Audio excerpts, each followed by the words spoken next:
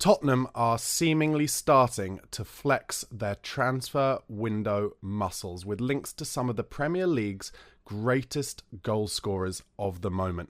Meanwhile, some of the other clubs in the Prem are rumoured to be buying Europe's hottest player property, and I'll be telling you all about it in today's daily Premier League transfer news. Guys, thank you so much for watching. Please do give the video a like and press subscribe if you're up for hearing more daily transfer talk every single day this summer. Also, you can become a pro member or a Patreon member. All the details in the description box. Only £1 a month really supports me making this daily content for you. But let's get straight into it, and of course starting at Spurs as always, because they are my club.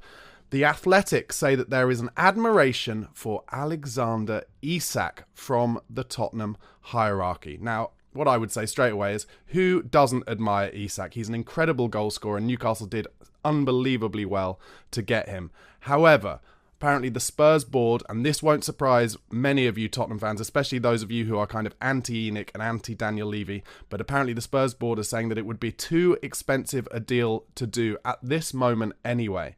So as a result, Tottenham are looking to identify a defensive midfielder and what the Athletic describe as a more clinical, wide attacker who is versatile enough to play and score goals at centre forward. They're the players that we're looking for this summer. And then also, every time, apparently, according to the Athletic anyway, we sell one of the players who Ange deems to be surplus to requirements, we will then look to replace that player with somebody who fits the stylistic mould and the attributes that Big Ange Postecoglou is looking for in his side. So, I guess you're wondering, why are the Athletic bringing up Alexander Isak as someone that Tottenham are interested in? Well, maybe that means, if you ask me, that Alexander Isak's agent has suggested that if the money were there and if the deal were able to be done, then a move to Tottenham Hotspur and a move to London might be something he would be interested in. Otherwise, I just don't see why this is a story that the Athletic would go with. However, as we know, or if you've been keeping up to date with what Ange Postecoglou has been saying this year so far, he has said that he would be far more interested in paying £50 million twice for two separate players rather than a £100 million signing. And for me, Alexander Isak would be at least £100 million. I do not see how Newcastle, having paid, I think, between maybe even £60 and £70 million for him when they signed him, they would not be willing to let him go at just a £30 million profit after he has proved himself in the Premier League and shown, even in a difficult season this season where they didn't make it into European football, that he can score. He just needs the service. Really exciting top player. But again, very interesting to me that Tottenham are in these conversations again. Let's see what happens further down the line as the stadium money starts to come to fruition and as Tottenham are able to open the purse strings a little bit more. I know this frustrates a lot of Spurs fans, but it's important to remember Arsenal moved into the Emirates in 2006. We are now in 2024, so we're talking about nearly 20 years ago, and they've had 20 years of that bigger stadium, of that extra financial revenue, coming through the door. And as a result, for the last 10 years or so, they've been able to flex transfer muscles like Spurs currently cannot do. It should be quicker for Spurs because of all the different things that they're able to do with their stadium, but it will still take a while, and we are still the most in-debt club in the world as a result of that £1 billion plus stadium. I know it's all funded on long-term loans and it's manageable, but do not imagine that that means that we are not having to be slightly more pragmatic in our ability to spend.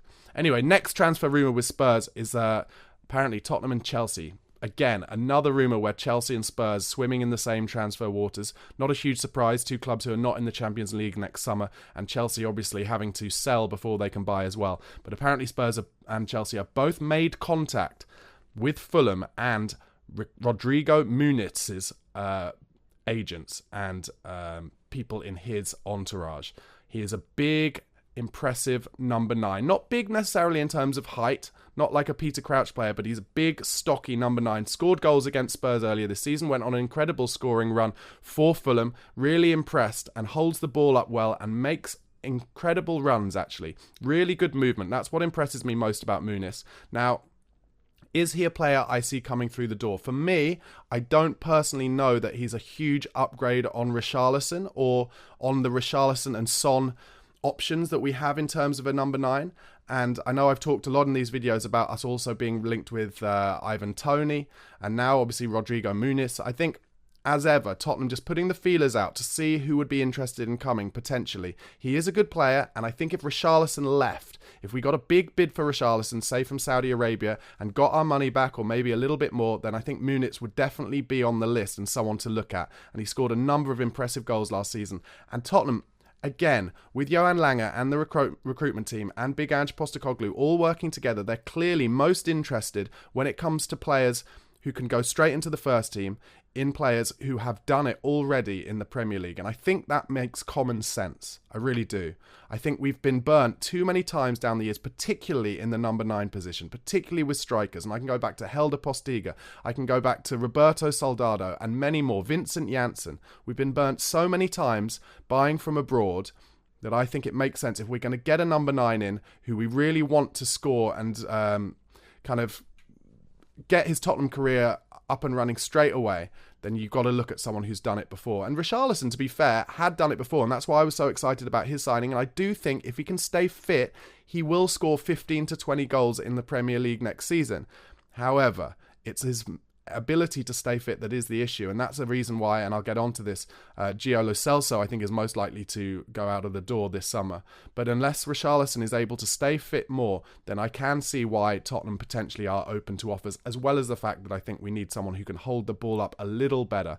And as all my Everton fans, family and friends have told me, who love Richarlison by the way, he actually plays a bit better off the left where he's cutting in. And if you remember that goal he scored at Goodison Park against Everton for Spurs this season, that goal where he bent it into the far left top corner, that was cutting in from the left. He also played on the left in those early games for Spurs when Sonny played up front and got that beautiful cross in for Sonny against Liverpool when we won 2-1 at the Tottenham Stadium. So, interesting times in terms of what Tottenham are looking to do in their number 9 position.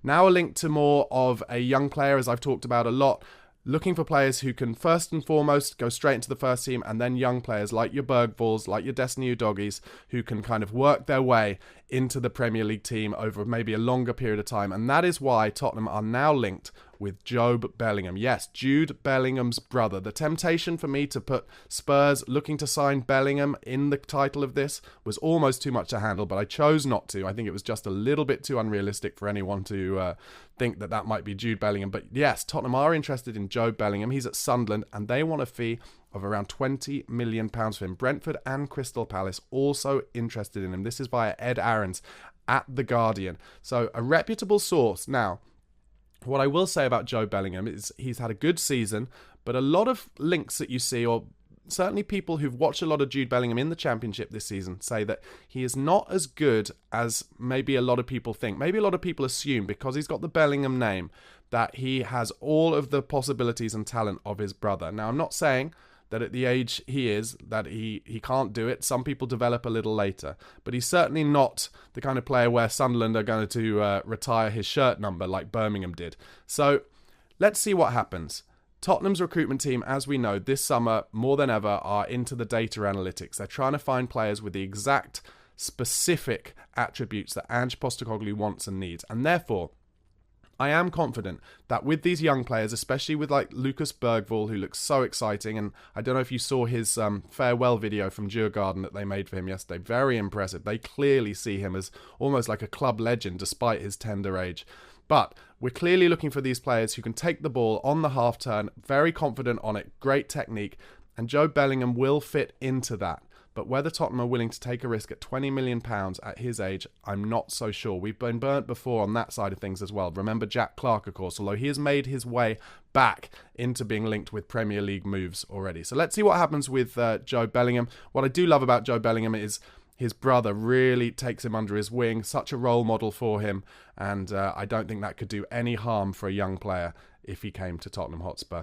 The next bit of news, I did mention, I think at the back end of last week, that Spurs were linked with Stade Rennais' Désiré Doué, but actually we are now being also linked with his brother, Guéla Doué, who also plies his trade at Stade Rennais. He's 18 years old, and his teammates are hailing both of them actually as potentially the best youngsters they've seen at the club. So keep an eye on that one. A few other clubs have been linked with Désiré Doué, But maybe Tottenham are trying to do some kind of deal where they bring them across together, which can definitely sweeten these kind of deals when it comes to brothers, because obviously then you've got less of the issues with settling into a new country and those kind of difficulties. So keep an eye on that one. They're good players. Check them out on YouTube if you haven't already. Although, of course, with any kind of research you do on YouTube, with the caveat that these are just clips of their best moments. You can't see anything. As my best mate used to always say, Tom Huddleston looked like an absolute world-class player on YouTube. Now, I don't want to diss Tom Huddleston because he was a good pro for Spurs and an unbelievable passer of the ball,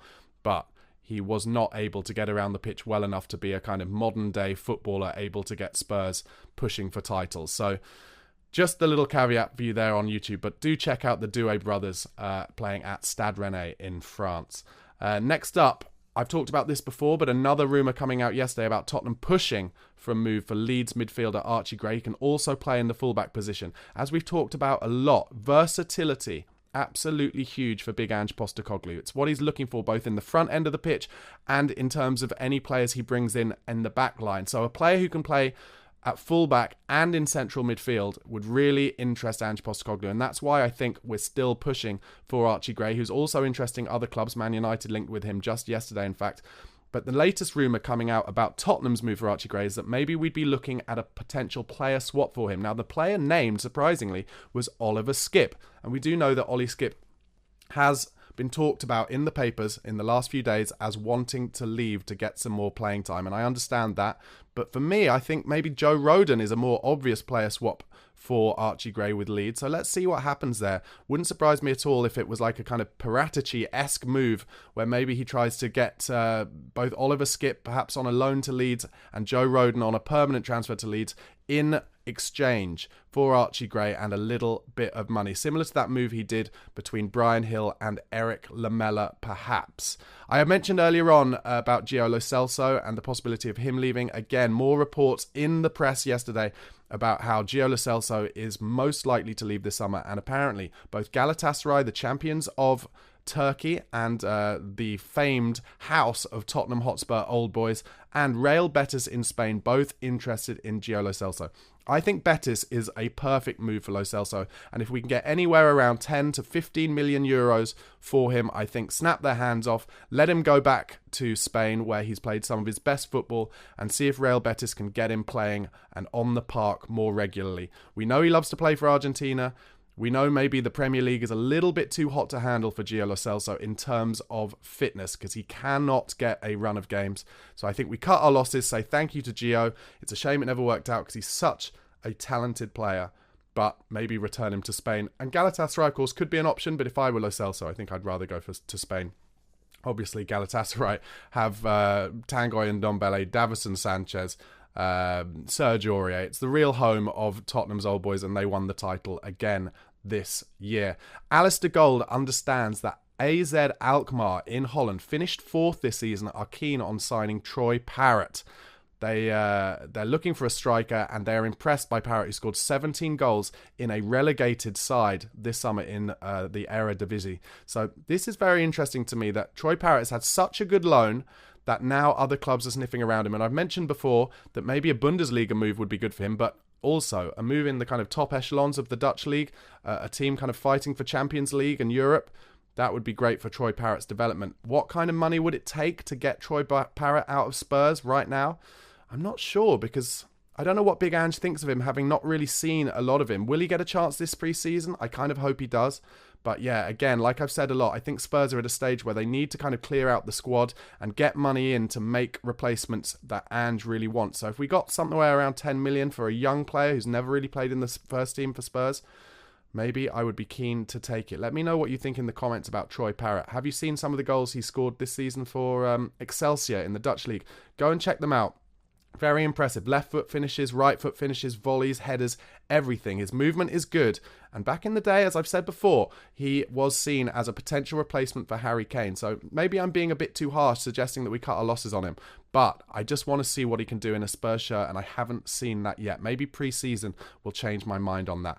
Genoa, looking also to try and make Jed Spence a permanent signing this summer. He was obviously on loan at them the back end of last season from January, and according to Fabrizio Romano, negotiations are ongoing between the two clubs and on the player side. Again, can we get anywhere near that £10 million mark for him? 7 to 10 million, get it in. And if we can sell 7 or 8 players at that kind of fee, bring in kind of 80 odd, 90, 100 million pounds, then we have money to spend on top of what will already be the budget. It hasn't worked out for Jed Spence. It's a shame. He looks like a talented player, but Ange just hasn't got the time for, I guess, what showed to him during last season's pre-season, and he did well at Genoa, so maybe that could be a move that happens. Meanwhile, some reports out yesterday that Tottenham want to loan Alejandro Velis. Don't forget about him. Big number 9 who we signed from Argentina, went straight off on loan to Seville, didn't really get any game time there. We apparently want to loan him this summer to a Premier League club. Now that would have to be,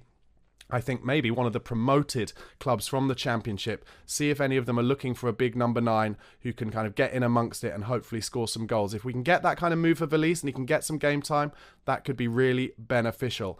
As we've seen with Troy Parrott's loan, it doesn't happen that much these days with Spurs players. It happened back in the day with Danny Rose, who had a great loan. I think it was at Sunderland and came back straight into the Spurs first team. This is what we need. Really good Championship/lower Premier League division loan deals for our talented players so we can see what they can do in the Premier League. They can get the confidence up and then maybe push into the Tottenham first team. Meanwhile, a bit of other Spurs non-transfer news. I'm sure you've seen, if you haven't, Yves Bissouma and his wife got sprayed in the face with pepper spray in Cannes at the weekend. He had his watch stolen, and they've since returned to England, having had to end their holiday early. That's very sad news for Yves Bissouma, but hopefully, he's feeling okay about it now. Most importantly, no injuries. Meanwhile, AC Milan are still working on a right back, and apparently the list is down to 2, one of whom is Emerson Royal. The other one is Thiago Santos. Apparently Emerson is keen on the move, and Spurs want around 20 million euros for Emerson. Now, for me, I think sell him, take 15. If they're offering 15, take 15. Get the money in, and like I've said over and over again, bring in players that Ange actually wants who fit the system. We need to trim the squad, and Emerson Royal, great bloke, love him, cult figure, but just not an Ange-style player. Let's see what happens with that one, because Milan rumours will not go away about Emerson Royal. Meanwhile, I don't know if you saw it yesterday, but Jose Mourinho did his kind of opening press conference for Fenerbahce, and he could not stop himself from having a dig at Tottenham Hotspur. He said to have a London club, to fight to be 6th, 7th, 8th or 9th and try to make a miracle and to qualify for the Europa League, is that ambition? Whereas being at Fenerbahce is what he's alluding to, is more ambitious because they are fighting it out for the title every year with Galatasaray. Now, what I would say, Jose, and I did say about Jose yesterday, when he's not our manager, he's still box office. But when he's slagging off Spurs, it winds me up. Jose, you can't say that being at Spurs is unambitious to fight for those places.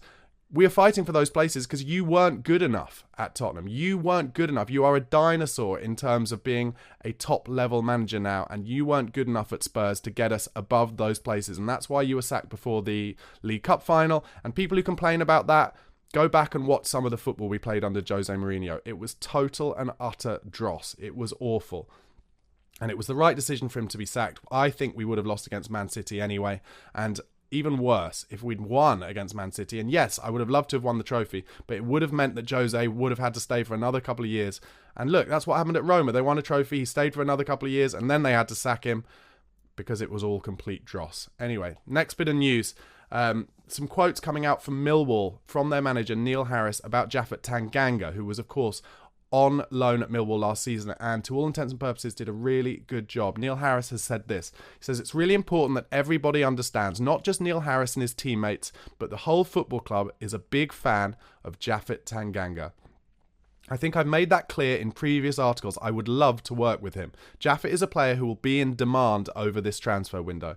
As a football club, sometimes we can only push as far when we go through a process which is involving individuals, agents and football clubs. It's safe to say that we've pushed hard to see if Japhet is a possibility for us in this window. Where I'm hugely respectful as well is that there is a lot that goes into signing a player. It's not just involving money between clubs and agents. It becomes a lot of different scenarios. Family becomes a huge one. When players have options to maybe be abroad, they have to speak to them as well. There are moments in players' careers which are hugely pivotal. We're massively respectful at the early part of June, not just with Jaff, but with other players as well. Things have to be aligned. Of course we like Jaffet, but there are lots of aspects that go into signing a player. Now look, this really interested me because, it's basically a come and get me plea from Neil Harris. They want Jaffet Tanganga, but I think what they're saying is, or what he's saying, is that Tanganga did so well at Millwall that suddenly the interest is there in him again. He had a terrible loan before in Germany, I think at Augsburg, where he didn't get any minutes. He's come into Millwall and done a really good job. Now, if I'm Tanganga at this point and Millwall stayed up, the few minutes that he's played over the last couple of years or so, I would probably go to Millwall. But I think the issue will be that Tottenham are looking to get more money from the deal than maybe Millwall can pay. I think Tottenham would be looking again at somewhere towards that £7 to £10 million mark. We're looking at someone who has previously talked about as potentially an England defender. I personally, no offence on to Jaffet, I personally don't think he's a top level Premier League defender. Maybe he can grow into that. I think it's more likely his career will be like Cameron Carter-Vickers' career, where he never really got a chance at Tottenham Hotspur, but then he went to Celtic and he's won titles and he's really highly thought of at Celtic. So let's see what happens with Tanganga, but Levy will, of course, try and get absolutely whatever he can out of this deal, and rightly so. I'm going to move on to some other transfer news now. I'm going to try and blitz through it. Manchester City are interested in a move to sign Joshua Kimmich. What a surprise. They're going for some of the best players in the world once again. But I've said it a few times, I'll say it again. Will players wonder about moving to Manchester City this summer with the speculation that it might be Pep's last season? That's assuming he does take it on next season.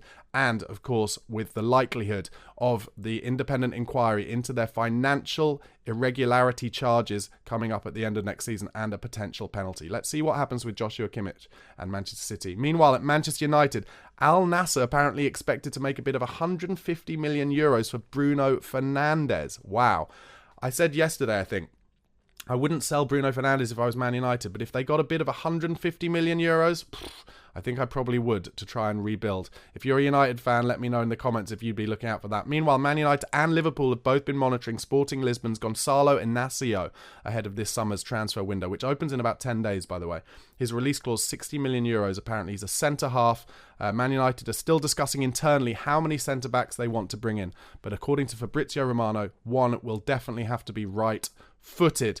Another report coming out yesterday that Erik ten Hag most likely to be fired soon. What are they waiting for? Are they trying to give, ten Hag and Man United fans some time to calm down after winning the FA Cup so it doesn't look so bad?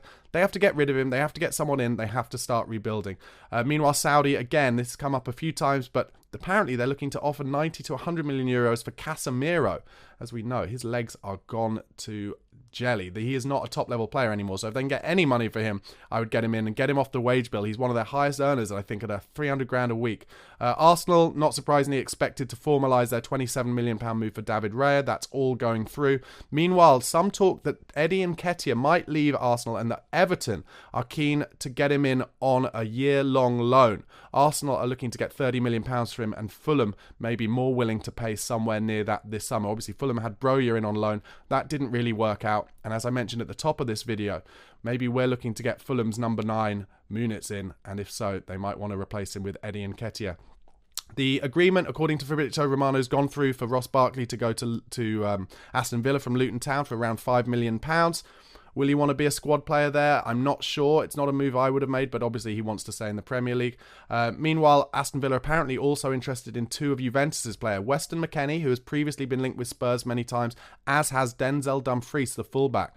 Villa really looking at signing some impressive players. Unai Emery has a big reputation in Europe, and again, they're looking to get more players of the ilk of your Leon Baileys, who really impressed me when he went to Aston Villa, because I thought he'd probably go to a bigger club, and I would have thought that Denzel Dumfries would go to a bigger club if he was going to leave Inter as well. So very impressive that Villa are in for them. They are swimming in some impressive waters these days.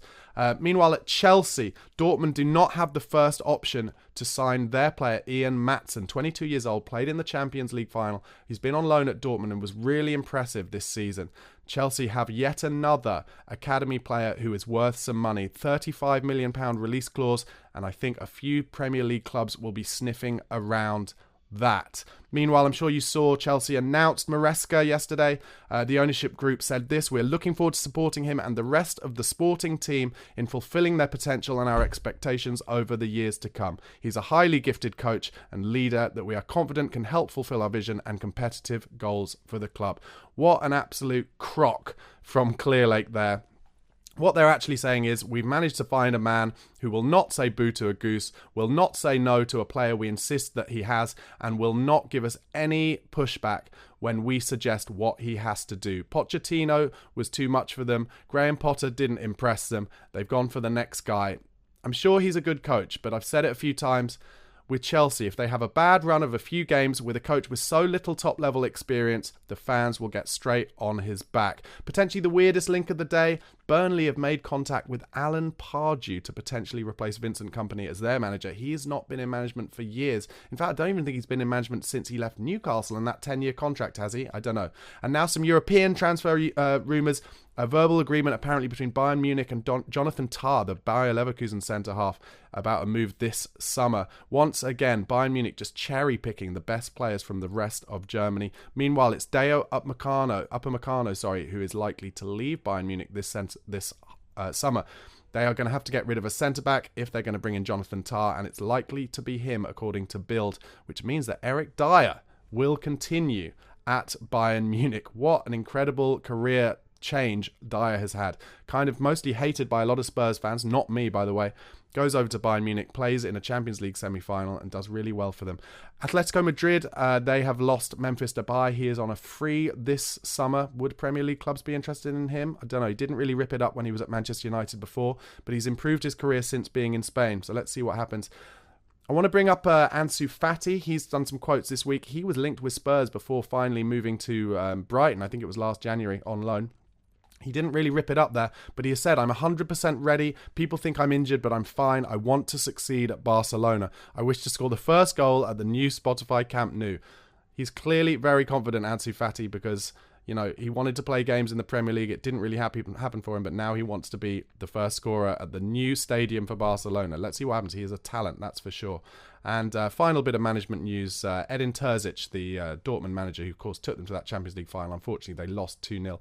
But he is looking to get a new contract at Dortmund, and they are looking to give it to him. Despite not having the greatest season in the league, they think he's the man to take them forward. Guys, thank you so much for watching this edition of the Daily Transfer News Update.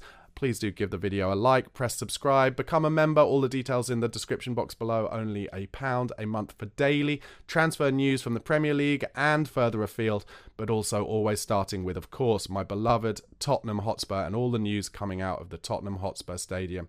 Let me know what you think of that new kit that's dropped today and the video with Matthew Horn that they released. I thought it was really good too. Don't forget, this is also available as an audio podcast. If you want to listen to the episodes there, go over to Spotify or Apple Podcasts and type in the Spurred On podcast, and you can get it in your ears every day. Thanks so much for watching and listening. Cheers.